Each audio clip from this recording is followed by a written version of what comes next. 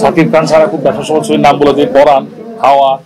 কারণ আপনি বললেন যে সাকিব খান ছাড়া অন্য কারো ছবি চলছে না, তাহলে তো পরাণ চললো কেমনে, হাওয়া চললো কিভাবে, সুরঙ্গ চললো কিভাবে? তুফান ছবিতে দর্শক সমাগম ভালো হয়েছে। রাজকুমার এবং তারপরে যেন একটা কি দরদ, এতে কিন্তু খুব একটা ব্যবসা সফল ছবি না।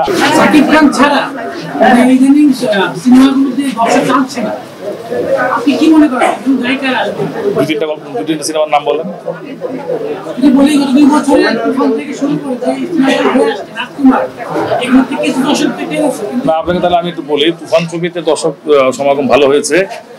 রাজকুমার এবং তারপরে যেন একটা কি দরদ, এতে কিন্তু খুব একটা ব্যবসা সফল ছবি না। আর একটা জিনিস আপনাকে বলি, সাকিব খান ছাড়া খুব ব্যবসা সফল ছবির নাম বলে দিয়ে পরাণ, হাওয়া। ঠিক আছে, এখন কথাটা হচ্ছে যে আপনি যদি সাকিব খানকে না পান, তাহলে পরাণ হাওয়া কেন হিট হইলো সেই ফর্মুলাটা বাঁচেন।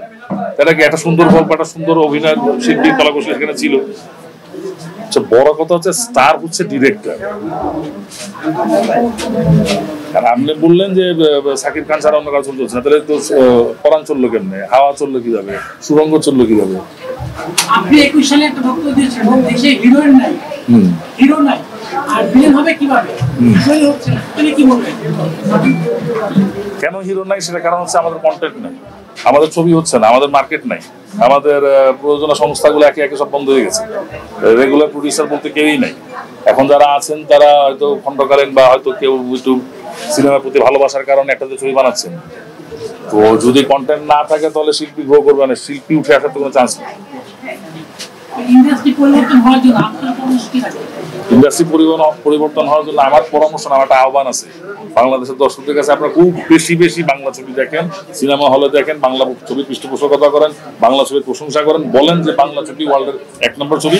আস্তে আস্তে আবার আগে যায় বাংলা ছবি চলে যায়।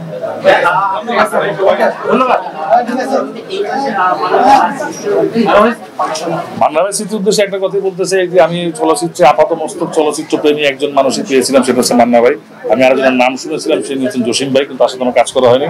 মান্না ভাইয়ের সাথে আমি দীর্ঘদিন কাজ করেছি, দীর্ঘদিন চলাফেরা হয়েছে, দীর্ঘদিন দিন রাত অনেকটা সময় একসাথে কাটিয়েছি। 24 ঘন্টা 1 সেকেন্ডও তার মাথা থেকে চলচ্চিত্র বাদ। এরকম চলচ্চিত্র প্রেমী লোক আমি আর দেখিনি। মান্না ভাই যেখানেই আছেন আমি বিশ্বাস করি এখনো তিনি চলচ্চিত্র দোয়া করেন, চলচ্চিত্রকে ভালোবাসেন। আমরাও দোয়া করি মান্না ভাই যেখানে আছেন ভালো থাকেন, ভালো থাকবেন, আল্লাহ আপনি ভালো রাখুন।